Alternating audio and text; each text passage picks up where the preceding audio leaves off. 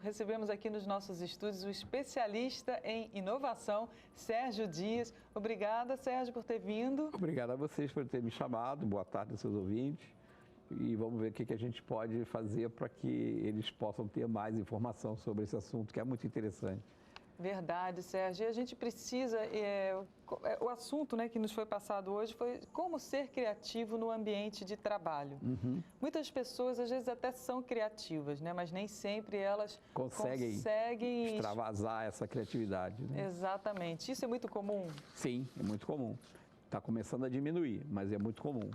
Mas o importante, muito mais do que ser criativo no ambiente de trabalho, é ser inovativo. Quer dizer, que essa criatividade, ela resulte num resultado, quer dizer, resulte no resultado é meio que pleonasmo, mas que ela resulte em alguma coisa, um produto, um serviço, um processo novo que venha trazer resultados para a empresa, né?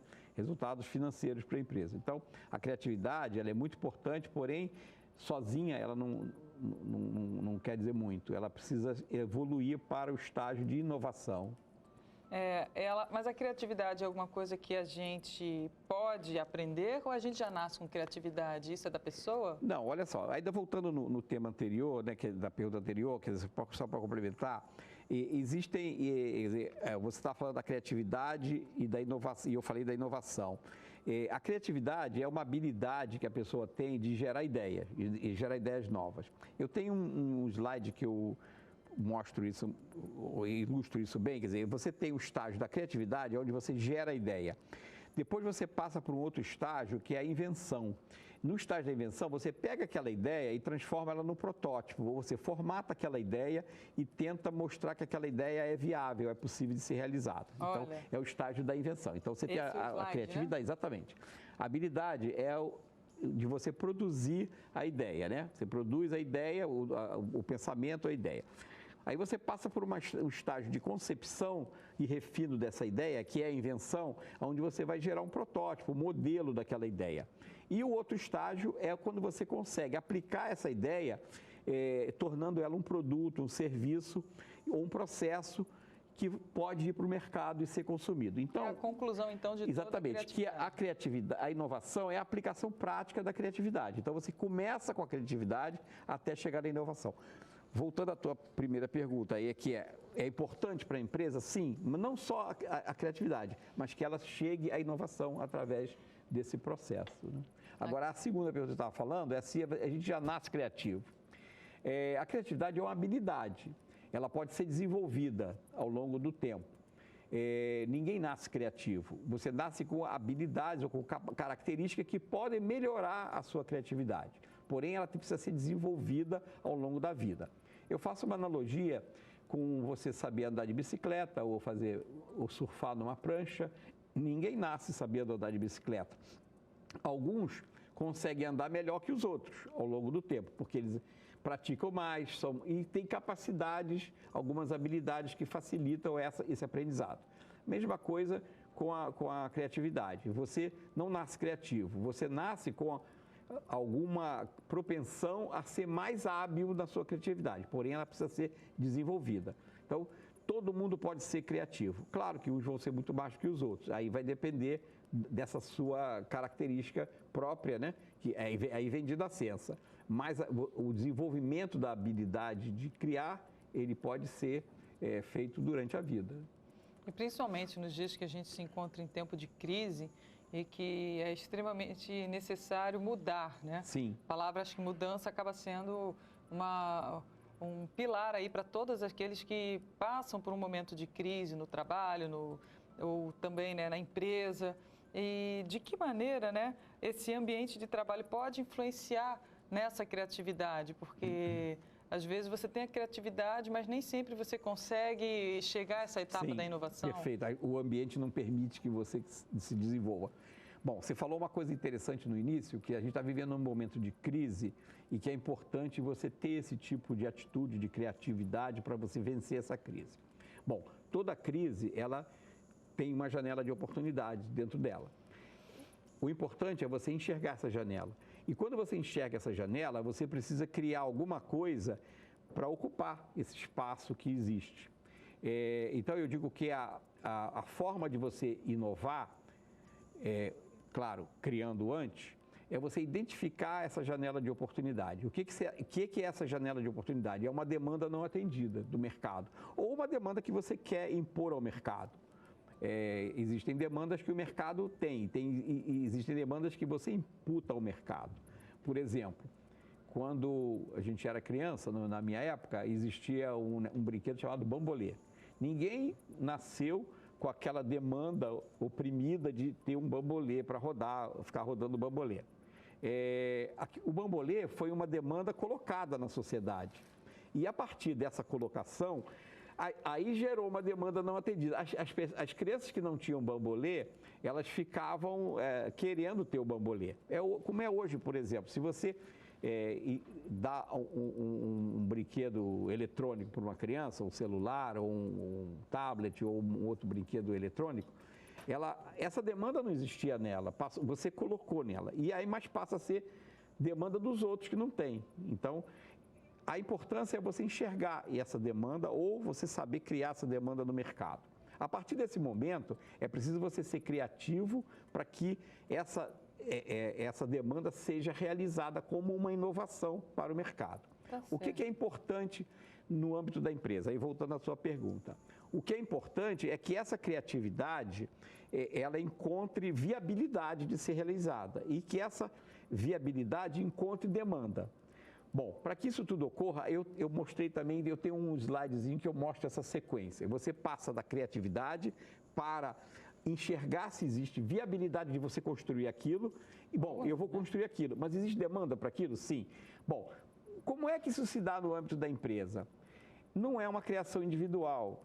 Isso é uma criação coletiva. É preciso que essa empresa tenha um ambiente inovativo para que ela possa enxergar a demanda do mercado, verificar se ela internamente tem capacidade de realizar aquilo e verificar como ela coloca aquilo no mercado. Isso é trabalho coletivo. Tá certo, para que a empresa tenha criatividade, é preciso que o coletivo dela seja estimulado a criar. Quando você identifica uma oportunidade no mercado para criar alguma coisa nova, então você começa com a criatividade. Quer dizer, você identificou aquela oportunidade, então o grupo, as pessoas da empresa vão trabalhar no sentido de criar ideias para atender aquela demanda. A liberdade é algo muito importante numa empresa. Exatamente. Que possa Por isso inovar. é que as pessoas da empresa precisam tratar esse assunto de uma forma aberta, todo mundo ali, não existe hierarquia, está todo mundo falando sobre o mesmo assunto, tentando buscar a mesma solução ou uma solução coletiva, né? Então, a partir desse ponto, quer dizer, que nesse slide que eu mostro, e que a criatividade, a inovação, ela depende de 3 fatores. A própria criatividade, que é onde você vai gerar ideia para atender a uma necessidade, mas é preciso também que essa ideia, ela encontre viabilidade da própria empresa ou no mercado. Quer dizer, é possível criar isso? Existem recursos para isso, recursos financeiros, recursos técnicos, recursos materiais, e também existe demanda. Esse negócio que eu vou criar, ele vai ser consumido pelo mercado? Na hora que eu consigo ter a criatividade, a viabilidade e a demanda, aí eu consigo chegar a uma solução, que é a inovação. Então, é muito importante quando uma empresa pensa, eu vou criar alguma coisa para o mercado. Pensar nisso. Eu tenho capacidade de criar isso? Sim. Eu tenho viabilidade de realizar isso? Sim. Eu tenho demanda para isso? Sim. Então, você pode fazer porque vai dar certo. Porque se uma dessas 3 questões não forem resolvidas, forem respondidas, não adianta porque você vai esbarrar em alguma coisa. No caso da demanda, é feito através de pesquisas de mercado, como é feito? Até porque a pessoa, de repente, não fique também no mundo das ideias e Sim, muitos até se aventuraram e acabaram Eu tenho um livro que eu falo que é Inovar em Tempo de Crise, onde eu digo que o ponto focal das ideias, o ponto focal da ideia é o cliente. A empresa ela tem que observar o cliente. O cliente ele tem diversas características, né? Ele tem preferência, ele tem hábitos, ele tem necessidades, ele tem preferências. Então, o que acontece? A empresa tem que olhar esse cliente e tentar olhar nele e ver aonde é que ele não está sendo atendido, o que ele precisa mais. Então, nessa hora que você consegue identificar uma demanda não atendida nele, você vai criar alguma coisa para atender. Então, isso é um ponto onde a ideia pode surgir. Outro ponto é você pesquisar mesmo, ficar olhando o mercado, participar de feiras, congressos, ler o que está acontecendo sobre o seu mercado. Então, tudo isso, essas coisas que acontecem no mundo que ainda não estão aqui, mas que podem vir, será que isso não pode te gerar uma ideia? E às vezes você pega uma ideia em que foi feita num determinado setor e que ela pode ser aplicada em outro. Então você consegue vislumbrar, esse setor aqui tinha uma demanda, ele atendeu dessa forma. A minha demanda possivelmente é parecida com essa. Será que eu não posso aplicar o mesmo princípio inventivo e criar uma coisa nova para cá? Tem um exemplo simples disso que é a linha de montagem do Ford. O Ford, quando ele criou a linha de montagem, em 1913, antigamente os automóveis eram fabricados em cima de cavaletes e os operários trabalhavam em volta. O Ford precisava aumentar a produtividade da empresa dele, que a demanda era muito grande, e ele não podia nem aumentar a quantidade de empregados, porque não existia disponibilidade na época, nem aumentava o tamanho da fábrica, nem as máquinas. Mas ele viu no matadouro que no matadouro as carcaças ficavam num trilho e os operários trabalhavam fixo. Então a carcaça que se movimentava. O que ele fez? Ele pegou essa ideia e trouxe para dentro da montadora dele, de automóvel. Os automóveis passaram a andar numa esteira e os operários trabalhavam de uma forma fixa.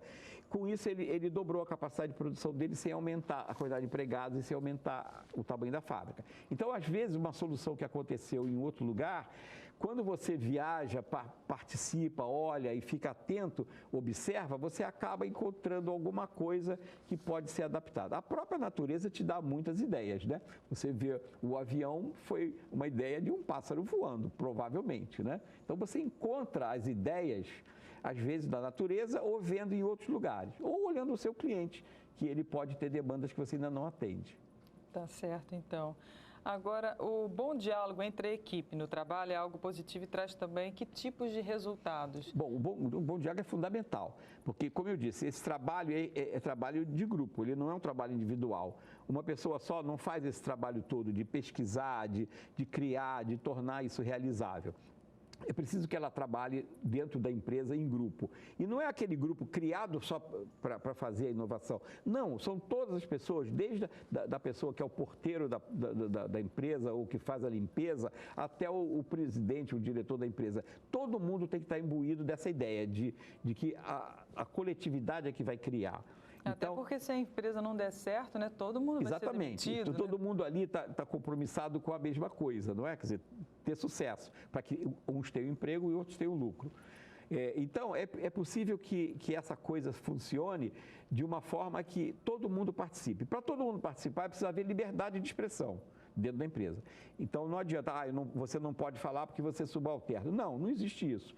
Então, a primeira coisa é você ter um ambiente que seja as pessoas possam falar, possam discutir, possam colocar suas ideias, colocar suas opiniões, as suas críticas e aquilo ser usado como elementos para refinar o produto ou o serviço da empresa. Então, a primeira coisa é você ter esse tipo de ambiente onde as pessoas são recebidas e acolhidas, as ideias delas e as opiniões delas são acolhidas da mesma forma, independente de hierarquia. Outra coisa é que você precisa capacitar essas pessoas constantemente. Então, à medida que você vai criando novos produtos, novos serviços, você tem que estar capacitando elas para que elas possam evoluir mais ainda. Então, a capacitação, a liberdade de expressão, a capacitação e, finalmente, você ter reconhecimento e recompensa. Porque aquela pessoa que contribuiu para criar um novo produto, um novo serviço para a empresa e a empresa vai ter lucro com aquilo, ela tem que fazer de alguma forma mostrar que aquela pessoa participa desse lucro, dessa recompensa. Pode não ser até em dinheiro, pode ser em outras coisas,